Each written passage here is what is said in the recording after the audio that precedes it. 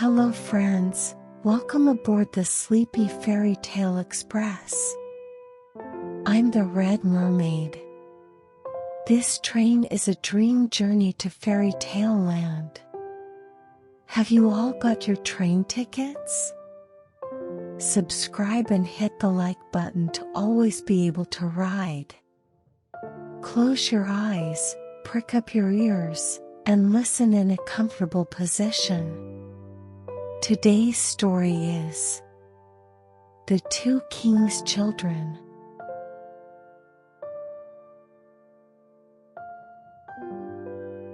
Once upon a time, under a bright blue sky, there was a small kingdom.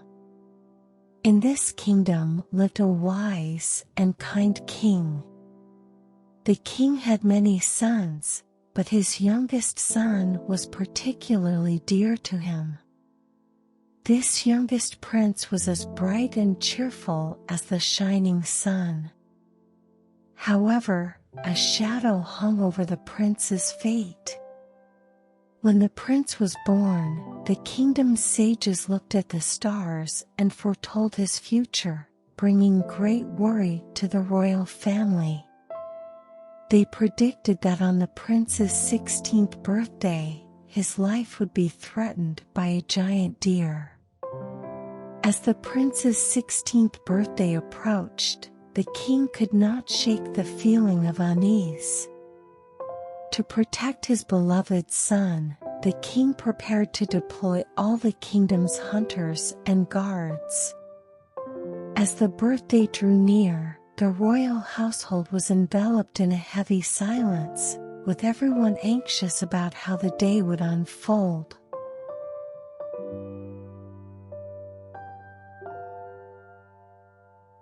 Finally, the day of the prince's 16th birthday arrived. That morning, the entire kingdom was quiet and tense. But the prince, as always, did not lose his bright smile. The king summoned the best hunters to protect the prince. These hunters were brave and experienced, and their most important task that day was to keep the prince safe. Early in the morning, the prince and the hunters left the castle and headed towards the vast forest. The forest was filled with mystery, with sunlight streaming through the trees, creating a beautiful play of light. The hunters were silent and tense as they scanned their surroundings. They formed a protective circle around the prince, ready to face any danger that might approach. The forest was quiet, but occasionally, the sounds of distant birds or the rustling of small animals broke the silence. As the hunt began, the prince took up his bow and arrow.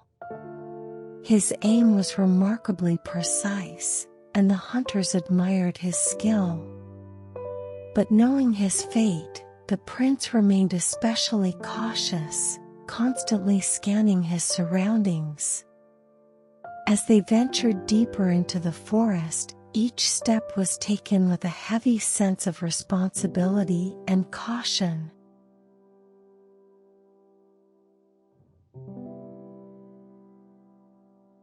While exploring deep within the forest, the prince found himself momentarily separated from the others. As the wind rustled through the leaves, he noticed something moving.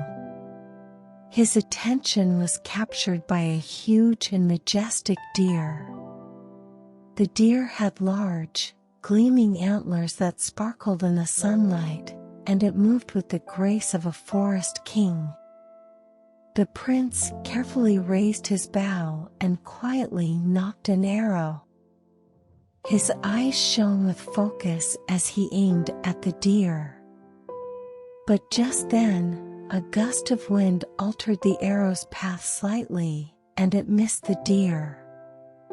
Startled, the deer dashed into the forest, and the prince immediately gave chase.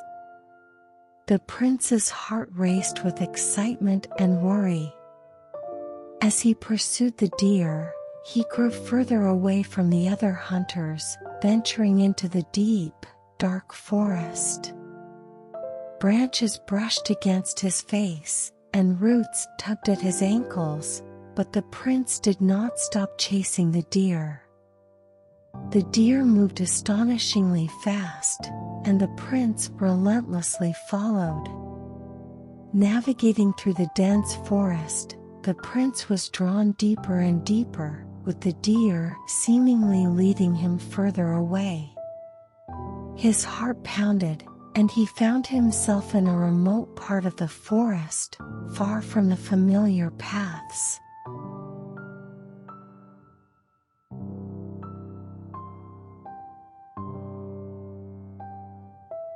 When the prince finally reached the edge of the forest, the scenery suddenly opened up to reveal a vast plain. Panting and looking for the deer, the prince was surprised to find, instead of the deer, a tall man standing there. This man wore peculiar glass skates, and his presence was surrounded by an air of mystery. The man sighed as he looked at the prince. His voice was deep and resonant. "I'm glad I finally caught up with you. I've worn out 6 pairs of glass skates chasing you, but couldn't reach you." The man's words were mysterious, and the prince couldn't understand who he was or why he was there. The prince felt confused but remained vigilant.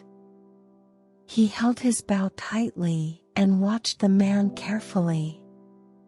The man paused for a moment, gazing intently at the prince, as if his eyes held a deep story. "Who are you? Why did you chase me?" the prince asked. The man smiled slightly. "I am here to change your fate. The deer you were chasing was me. I can show you what you need to find." The man's words were cryptic, and the prince's curiosity grew. The man slowly approached the prince and extended his hand. "Come with me. I will show you a world where your fate will take on new meaning." The prince hesitated for a moment, but his curiosity and sense of adventure guided his decision. He followed the man across the vast plain.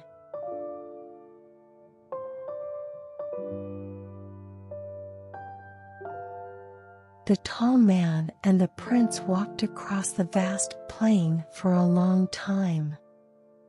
As they walked, the surroundings became increasingly magical and fantastical.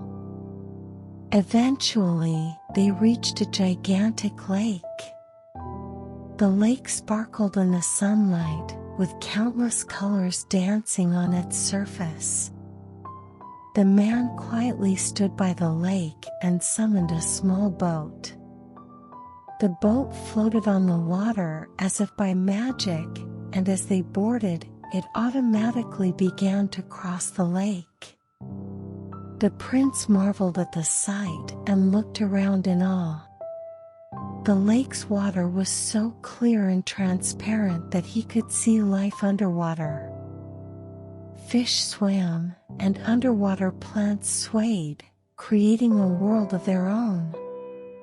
The boat quietly glided across the water and arrived at the other side, where a magnificent palace stood tall. This palace looked as if it had come straight out of an ancient legend, grand and beautiful. The palace gates were wide open, and as they entered, many servants greeted the prince and the man. The servants led the prince to the palace dining room. The dining room was lavishly decorated, and a long table was laden with various dishes. The food looked dazzling, and the fragrant smells filled the room. The man invited the prince to join him for a meal. "This place is the most magical place you will ever see. The key to your destiny lies here, so look carefully," the man said as he began to eat. The prince cautiously tasted the food he had never seen before, each bite delivering an explosive burst of flavors in his mouth.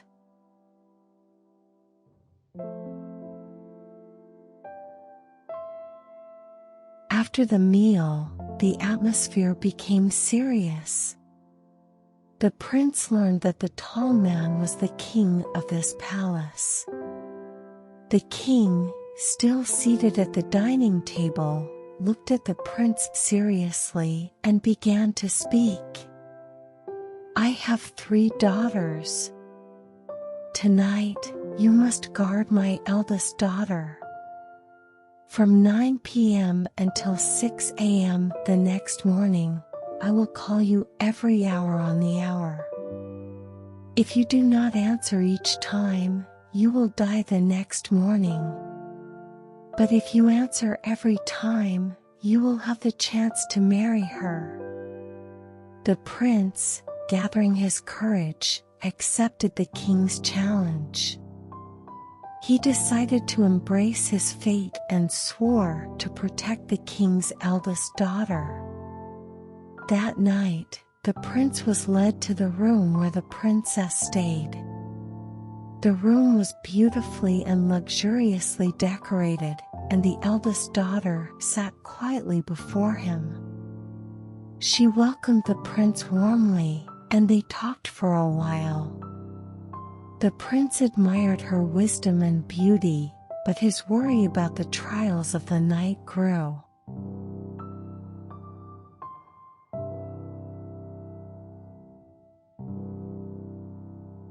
As night fell, the prince and the king's eldest daughter entered the bedroom. In the room stood a heavy statue of Saint Christopher. This statue had long been regarded as the protector of the royal family, its imposing figure dominating the room. The princess approached the statue and spoke softly. "My father will call at 9 p.m. and every hour until 3 a.m. Please answer in the prince's place." The statue did not visibly move but slowly nodded as if it understood the princess's words. The prince was grateful for the statue's help, and the night grew deeper. Throughout the night, the prince survived several close calls with the statue's help. Each time the king called for the prince, the statue mimicked a human voice and answered, "Here I am."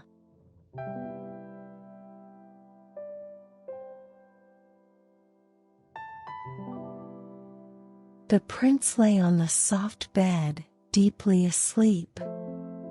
The room was dark, with moonlight streaming through the window, illuminating the statue's face. The statue's eyes glowed like stars, and its head moved slowly and heavily. After a while, its movements ceased entirely, and silence filled the room until the prince awoke. As dawn broke, the chirping of birds outside the window began to fill the room. The prince woke from his deep sleep and looked at the statue. With the morning sunlight illuminating the room, the towering figure of the king appeared at the doorway. The king looked at the prince and spoke in his deep voice. "You have done well, but I cannot give my daughter to you." The king's voice was soft yet firm, and the prince's heart sank. Bowing his head, the prince replied, "Yes, your majesty, thank you. But may I ask why?" The king, with a tense expression, hesitated briefly before speaking again. You must guard my second daughter for one night. If you succeed, I will consider giving her to you."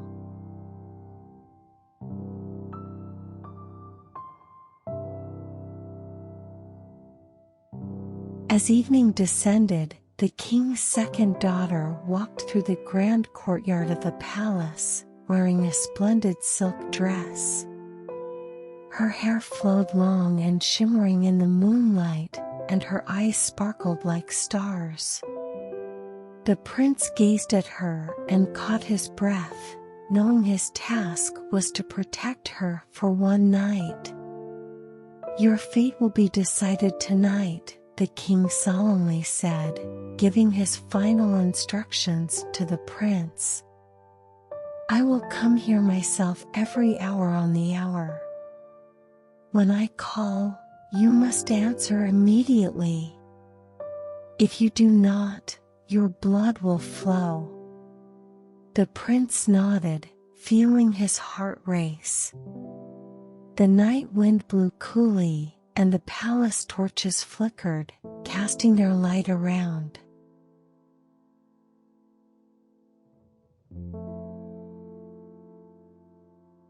In the deep and quiet night, the king's second daughter and the prince entered the grand bedroom. There stood an even larger statue of Saint Christopher, its imposing figure casting a giant shadow on the floor. The princess approached the statue and whispered softly, "Please answer when my father calls." The statue blinked its heavy eyes and nodded quickly at first, then more slowly until its movements ceased. "Don't worry, Saint Christopher will protect us," the princess said, offering her hand to the prince. He took her warm hand and sighed with relief. They lay down quietly in the bed, and outside the window, the night sky sparkled with stars. Throughout the night, the king's calls echoed through the room, and each time, the statue answered, "Yes, Your Majesty." The deep, resonant voice of the statue filled the room, easing the prince's tension. At dawn, when the king visited for the last time, he quietly opened the door and saw the prince and his daughter asleep. As the statue answered the final call, the king was pleased. "You both were very brave. Now it is time to consider your fate," he said, leaving the room. The prince and the princess breathed a sigh of relief at his words.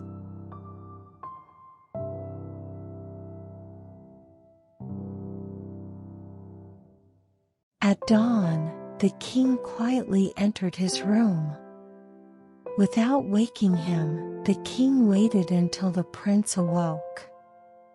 "You did very well, but I still cannot give my daughter to you." The prince was taken aback.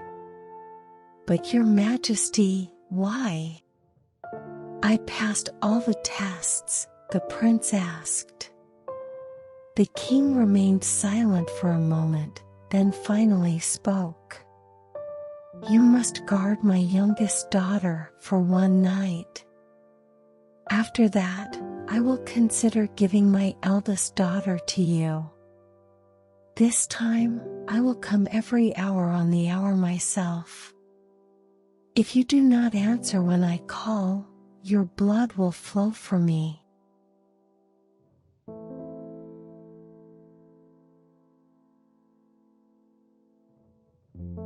A cold wind blew, shaking the castle's large windows. That evening, the prince was led to the most beautiful room in the palace, where the youngest princess awaited. She adorned her golden hair with a golden crown, and her eyes were deep blue like a lake.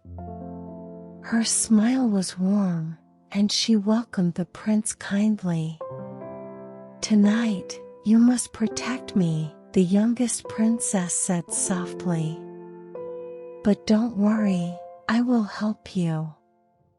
The room was warm, with a gentle firelight spreading from the fireplace, brightly illuminating the room.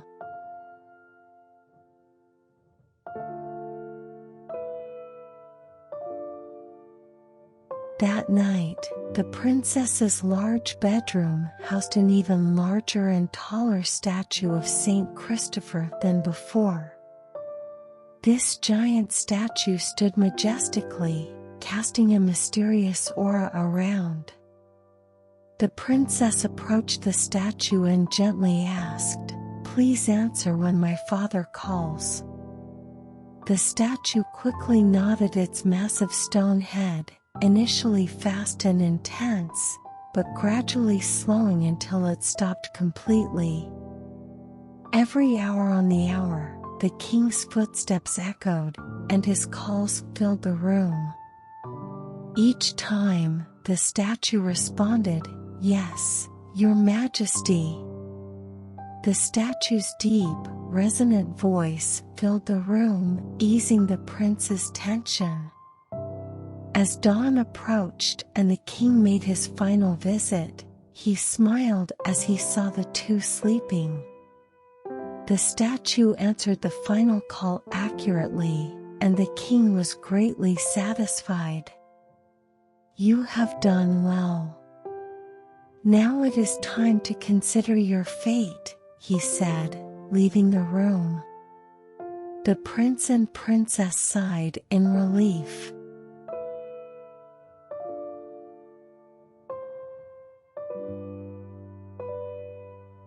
With the first chirps of the morning birds, the prince awoke from his uneasy sleep at the doorway.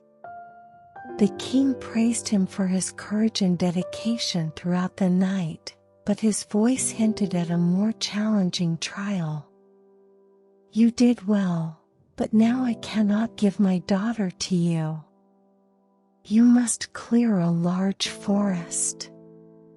If you succeed from 6 a.m. to 6 p.m. today, I will reconsider."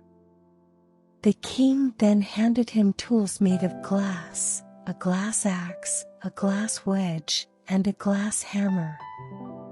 These tools sparkled brilliantly in the sunlight, but their fragility was evident. The prince carefully handled the tools and made his way into the forest for his next trial.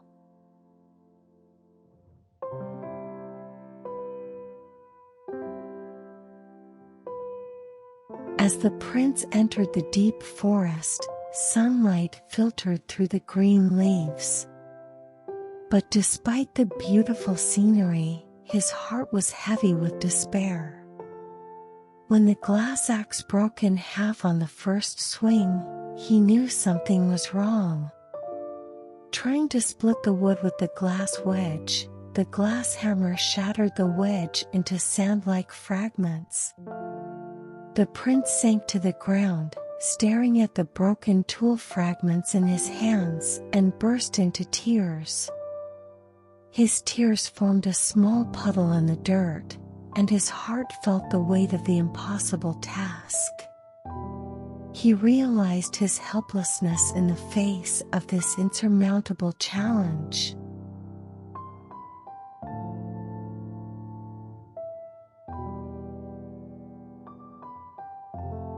The midday sun cast long shadows across the forest as it shone brightly. The king sat at a grand table in the castle, thinking about the struggles the prince was facing in the forest.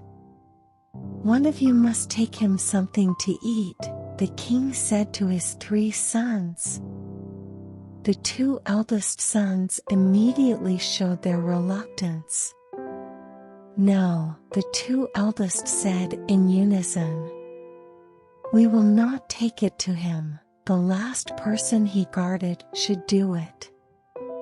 They pointed to their youngest sister, their faces showing indifference and selfishness. The king was disappointed by their response, but held different expectations for the youngest. The youngest daughter, with her gentle heart, set out into the forest. She carried a basket filled with warm soup and bread, her steps quick and determined. As she made her way through the forest, she found the prince with tear-streaked cheeks, looking exhausted.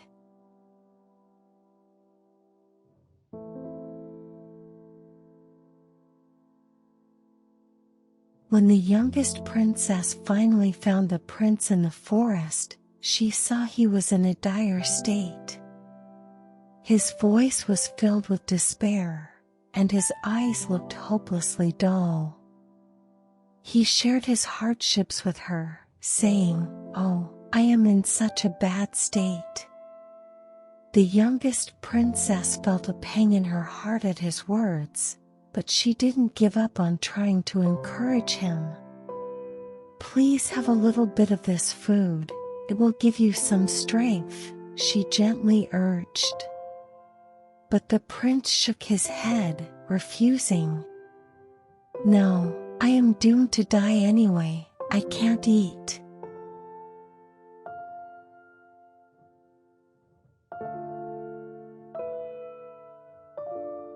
"Let me hold your hand for a moment. You will feel better," she said.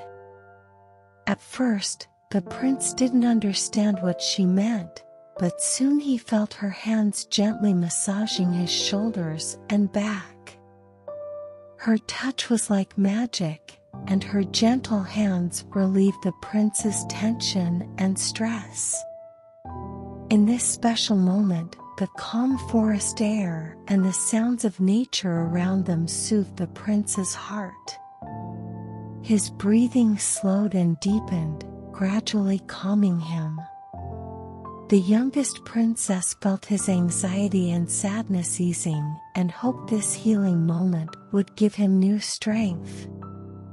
The prince felt deep gratitude for the princess's care. He experienced a sense of peace and stability that he hadn't felt in a long time, as her touch seemed to soothe both his heart and body.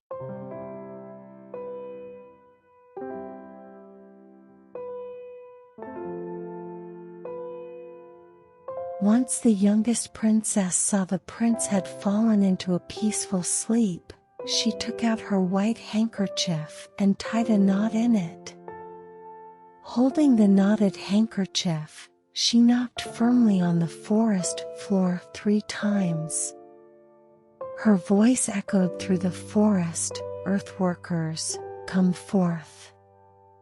The forest was silent for a moment, then began to stir with strange sounds. Suddenly, dozens of tiny earth dwarfs appeared from the ground. Each carried a tool, their eyes shining with curiosity. "Princess, what is your command?" one of the dwarfs asked, his voice full of interest, and the others looked at her expectantly. "The prince must clear the forest, but his tools are all broken. I ask you to clear the forest and gather the trees by tonight," she commanded.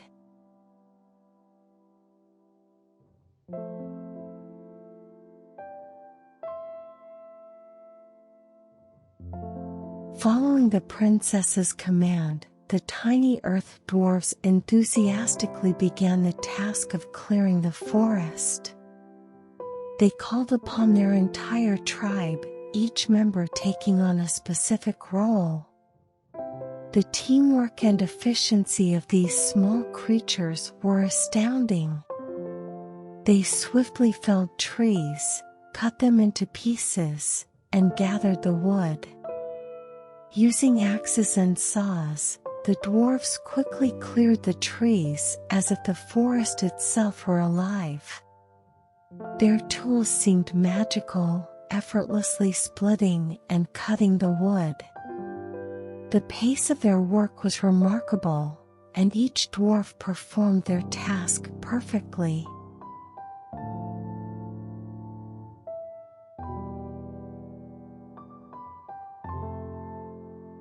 After successfully clearing the vast forest and piling the wood, the dwarfs returned to the princess with joy to report their accomplishment. The youngest princess smiled proudly at them and praised their hard work. "Thanks to your excellent efforts, we have successfully completed this difficult task. I am sincerely grateful," she said. Showing her gratitude, she once again took out the white handkerchief. Waving it in the air, she gave her final command, "Earth workers, return to your home." As soon as she spoke, the dwarfs quietly began to disappear back into the earth.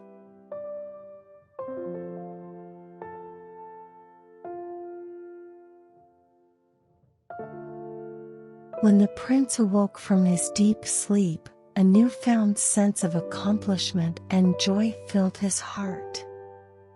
Thanks to the youngest princess's encouragement and the efforts of the earth dwarfs, he felt relieved of his heavy burden. The princess approached him and said, "Come home by 6 o'clock."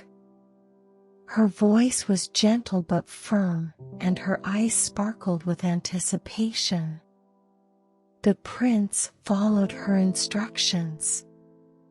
Gathering his thoughts, he left the forest and headed back to the castle.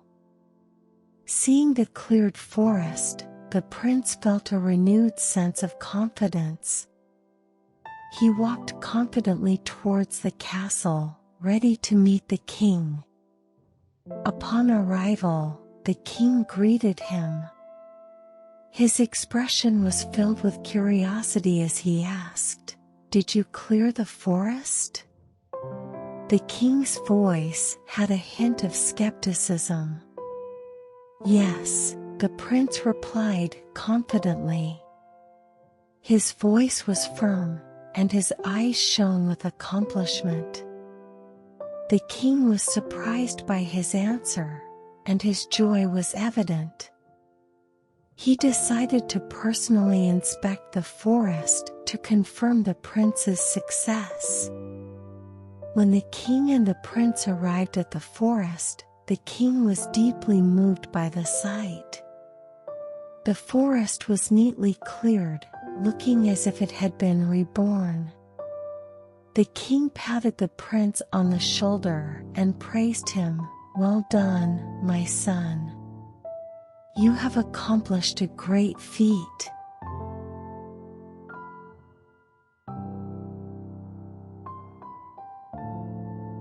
In the grand dining hall of the castle, the king, the prince, and the princesses all took their seats at the long table. Silver candlesticks and sparkling plates adorned the table, and the aroma of delicious food filled the air. As everyone settled in, the king began to speak. His voice was solemn but kind. "I still cannot give my daughter to you. You must do something more for her," the king said, and the dining hall fell silent. The prince, surprised by the king's words, quickly composed himself and quietly replied, "Your Majesty, please tell me what more I must do." The king paused for a moment before slowly speaking again. "What I want is for you to prove the worth of my daughter and the sincerity of your love. You must clean my great fish tank until it is as clear as a mirror, and fill it with all kinds of fish. This task must be completed by tomorrow morning."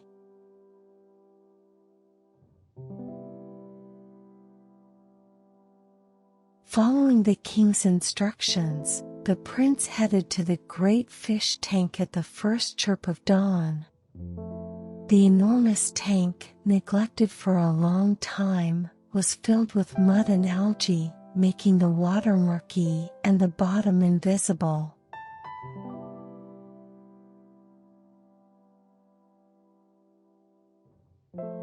At At noon, the youngest daughter came to find the prince. She brought him a basket of warm food and, seeing his pale face, asked with concern, "Prince, how are you?" Her voice was filled with genuine worry. The prince explained how badly things were going, saying, "Everything is going terribly.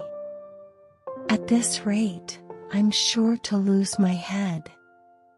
His voice was laced with despair and fear.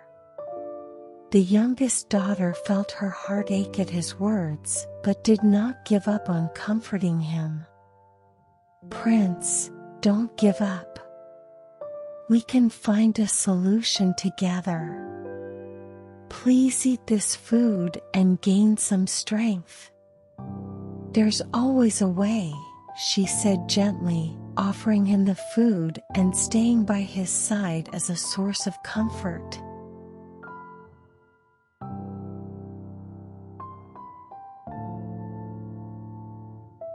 Eventually, the prince was moved by her gentle encouragement and began to eat a little of the food.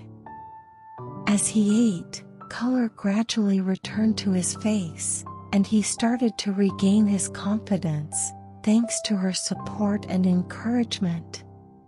Once the youngest princess saw the prince was feeling more stable and had fallen asleep, she quietly left his side and headed back into the forest. Holding the white handkerchief tightly, she waved it in the air and knocked on the ground 3 times. "Earth workers, come forth," she called, and the forest began to stir with movement. Dozens of tiny earth dwarfs appeared from the ground, each holding a tool and shaking off dirt. "Princess, what do you need us to do?" one of the dwarfs asked, their eyes shining with determination. The princess clearly stated her plan: within 3 hours, clean the fish tank completely until it is clear as a mirror, and fill it with all kinds of fish.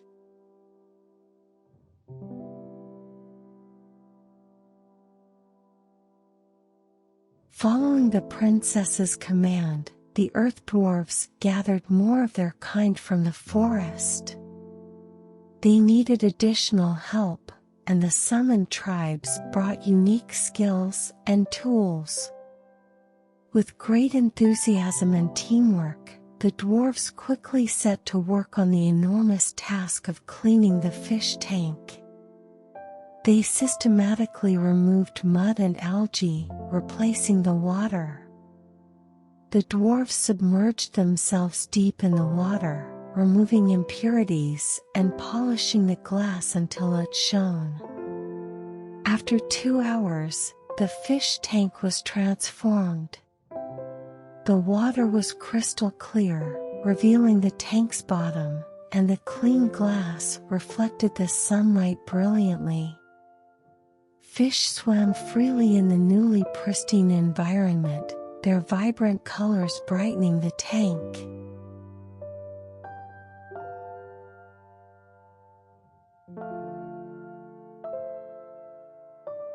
The little earth dwarfs returned to the princess, their faces covered in dirt and sweat, but their eyes sparkling with joy. Seeing their hard work, the princess thanked them warmly. She took her white handkerchief and firmly struck it on the ground 3 times. Each time it touched the ground, it made a soft, resonant sound. Her voice was clear and commanding. "Earth workers, return to your home." As soon as she spoke, the dwarfs began to transform back into soil, disappearing into the ground.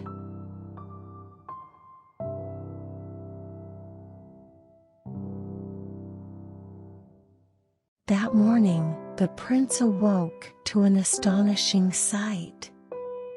While he had slept, the fish tank had been completely transformed. The water was crystal clear, filled with various kinds of fish swimming gracefully. The sunlight sparkled on the water, making it look like a miniature sea. The prince was overjoyed at the sight, realizing that his efforts had borne fruit. The princess had left his side earlier, instructing him to return to the palace by 6 p.m. that evening.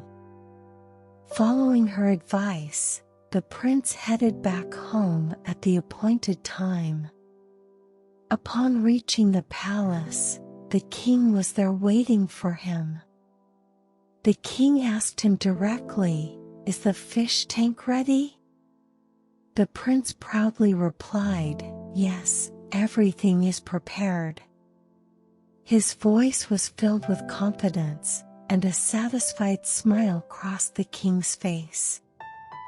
The king stood up and walked with the prince to inspect the fish tank. Upon arrival, the king was deeply impressed by the remarkable sight. The water in the tank was clear as a mirror, and the colorful fish swam beautifully.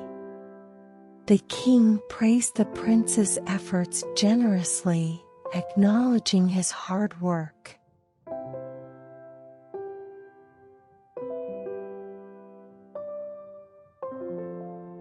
After the fish tank was completed, the prince and the king returned to the dining hall.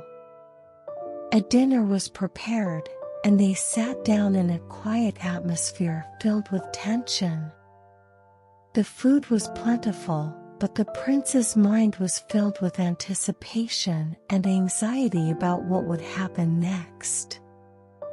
As the meal began, the king looked at the prince seriously and said, "You have certainly completed the fish tank, but I still cannot give my daughter to you. There is one more task you must accomplish." The prince felt his heart sink. He had faced many trials, believing that each one would bring him closer to marrying the princess, but the king's words felt like a cold splash of water on his hopes.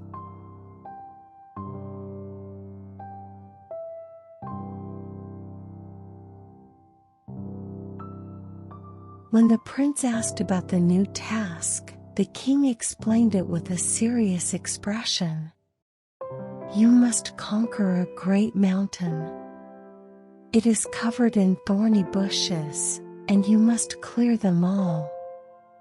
Then, you must build the strongest castle imaginable at the mountain's peak, complete with all necessary furnishings and facilities." The prince was momentarily stunned by the enormity of the task. It was far more challenging and arduous than any trial he had faced before. "I will conquer the mountain and build the most beautiful and strong castle at its peak," the prince said. His voice was resolute, and his eyes were filled with determination.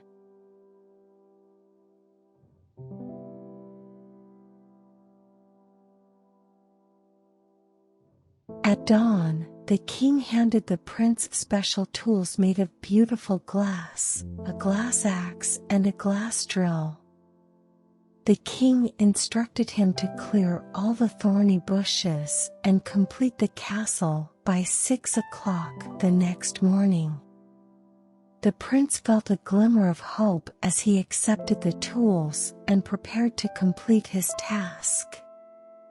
However, at his first attempt, the axe broke as soon as it struck the thorny bushes, and the drill quickly became unusable. The glass tools shattered into useless pieces in his hands, and the prince felt a deep sense of disappointment.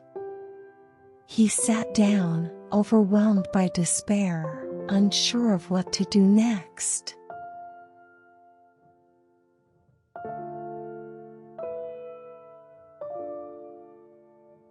At noon, the princess came to find the prince. She brought a basket filled with fresh bread, fruit, and a thermos of hearty soup. The prince felt immense relief at her visit and was grateful for her kindness. The prince told her everything that had happened, how the glass axe and drill had broken, how difficult it was to clear the thorny bushes, and how hopeless he felt. The princess listened quietly, holding his hand tightly. As the prince ate the food she brought, he began to feel a bit better. While he ate, the princess gently held his hand, helping him relax. Her touch and her kind presence soothed him, and he eventually fell asleep.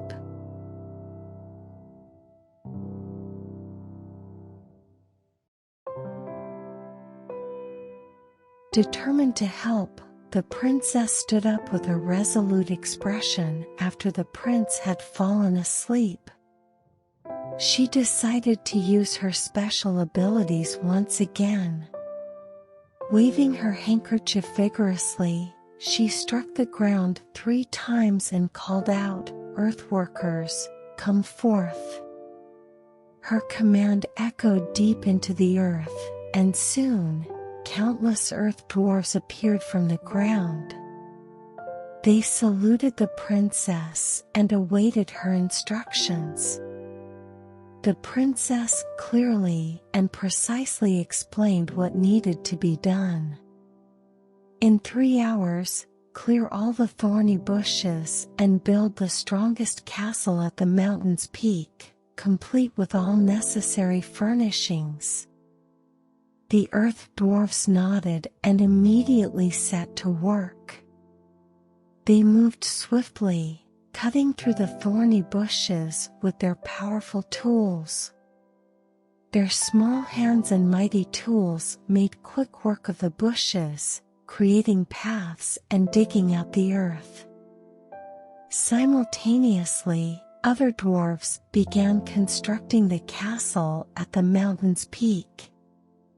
Using building materials brought from the earth and their magical abilities, they assembled a strong and beautiful castle that could inspire awe with its design.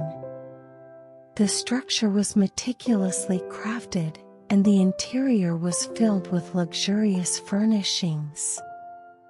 Within a few hours, all the tasks the princess had requested were completed. At the mountain's peak stood a magnificent castle, fully furnished and ready for use. The princess once again took out her handkerchief and commanded, "Earthworkers, return home." The dwarves obediently vanished, leaving behind the grand castle and the clear paths.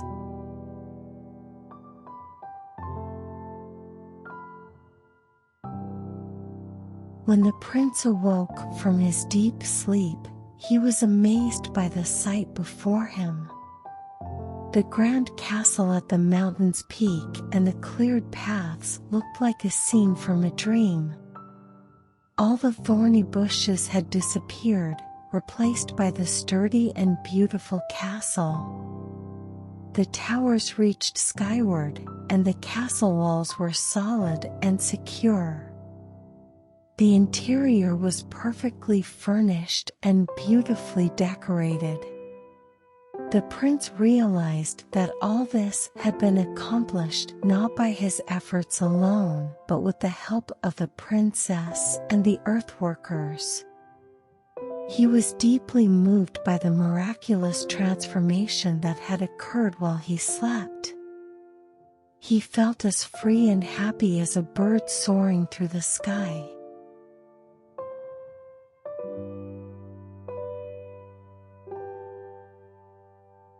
The prince and the princess, with their grand castle complete, returned to the palace as the clock tower chimed noon.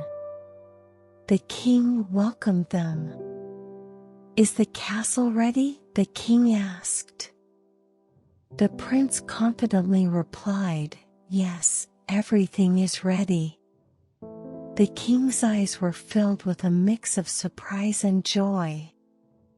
As they sat at the royal table, the king remained silent for a moment before making an important announcement. "I cannot give you my youngest daughter until my eldest daughter is married first." This unexpected news took the prince by surprise, and he couldn't hide his momentary confusion.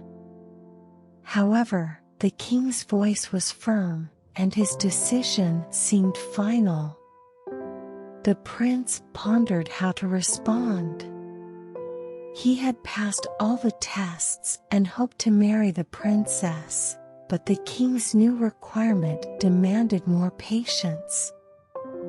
Finally, the prince nodded and said, "I will comply with your wishes."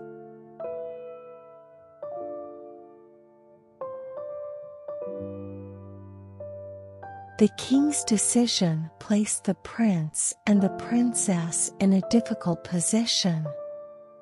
Both deeply loved each other and longed to spend their lives together, but the king's recent command felt like a crushing blow to their dreams. Initially, the prince was confused about what to do. However, his love and determination led him to another choice. As night fell, the prince quietly approached the princess. Knocking on her door, he whispered, "Let us leave together and fulfill our love freely." The princess hesitated for a moment, but her heart was also full of love for the prince. She nodded, quickly gathered a few precious belongings, and slipped out of the palace with him. They left the palace under the cover of darkness, making their way deep into the forest. Even in the dark, their steps were light, and the fact that they were together gave them great strength. They watched the rising sun, ready to start a new life. The prince and the princess held each other's hands tightly, focusing on the joy of being together rather than their fears of the future.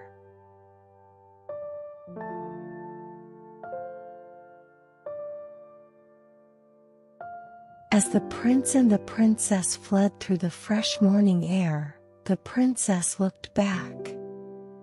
Her sharp eyes caught sight of dust rising in the distance, realizing that the king's army was pursuing them.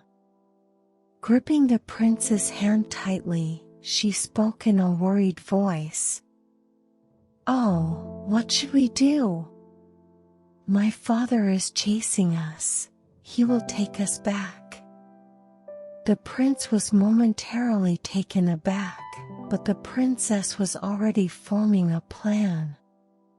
She decided to use her special abilities of magic and transformation. "I will transform you into a thicket of thorns and myself into a rose. I will hide within the thicket as a rose." The princess felt the surrounding nature and cast her magic. Light began to emanate from her, growing stronger and transforming them. The prince became a thorny thicket, and the princess turned into a beautiful red rose hidden within it.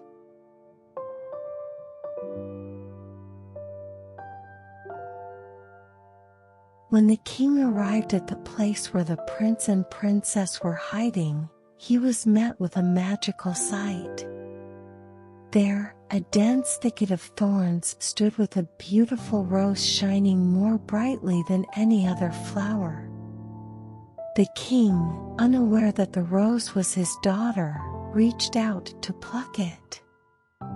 However, the sharp thorns pricked his fingers painfully, forcing him to leave and return home. When the king returned to the palace, the queen immediately greeted him. Seeing that their daughter was not with him, she asked in surprise, "Why did you not bring our daughter back?" The king sighed deeply and explained, "I almost caught up to her, but when I arrived at the spot, I lost sight of her." There was only a beautiful rose in a thicket of thorns. The queen was both perplexed and worried by his account. She couldn't hide her concern and skepticism that he hadn't found their daughter. The king described the beauty of the rose and how the thorns had pricked him, preventing him from picking it.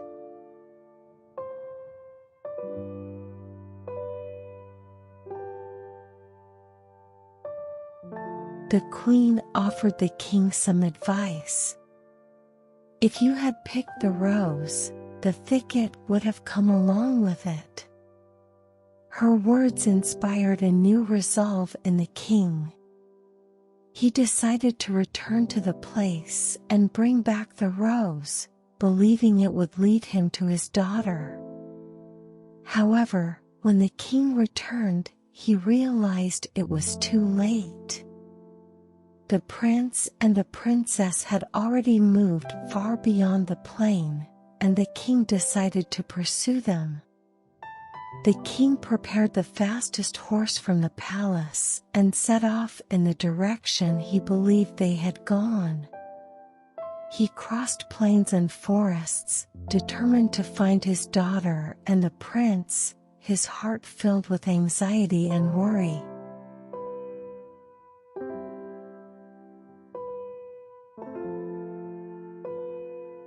The princess once again saw her father following them and quickly decided to act.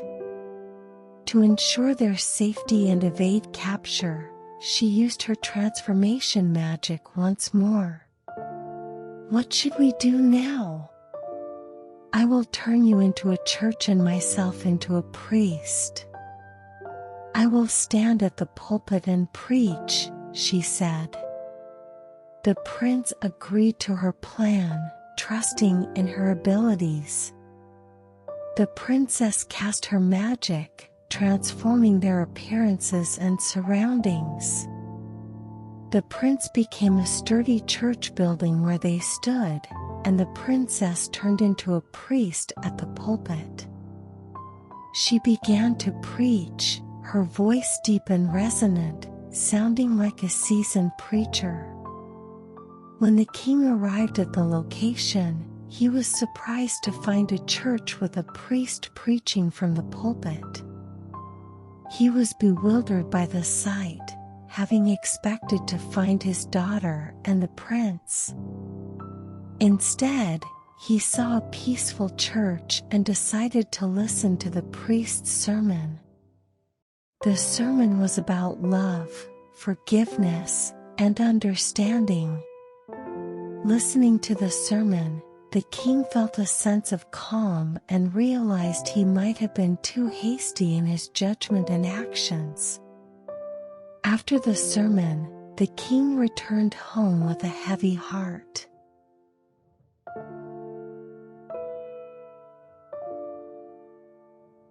Back at the palace, the queen greeted the king with deep concern. She immediately asked about their daughter. "Why did you not bring our daughter back? Is she safe?" Her voice was filled with worry and anxiety. The king recounted his experience, explaining, "No, I pursued her for a long time and almost caught up, but I found a church with a priest preaching instead. I decided to return home after listening to the sermon, feeling it might hold a message for us." The king's words conveyed his confusion and heavy-hearted decision.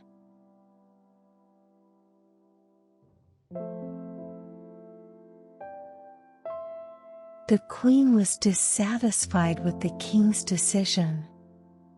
"You should have brought the priest.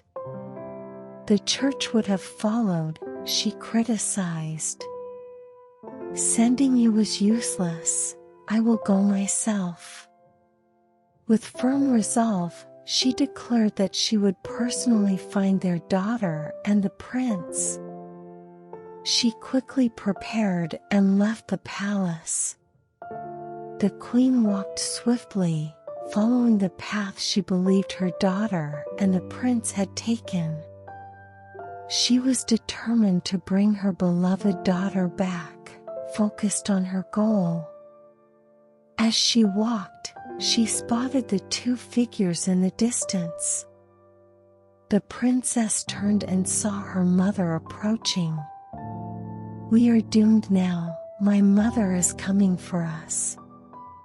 I will turn you into a fish tank and myself into a fish," the princess said urgently. She prepared her transformation magic again, and they quickly changed. The prince turned into a clear fish tank, and the princess became a beautiful fish inside it. When the queen arrived at the spot, she could not find any trace of her daughter and the prince. Instead, she found a beautiful fish tank with a fish swimming inside. The queen was momentarily captivated by its beauty but did not realize that the fish was her daughter. She gazed at the tank in awe but could not find the one she sought.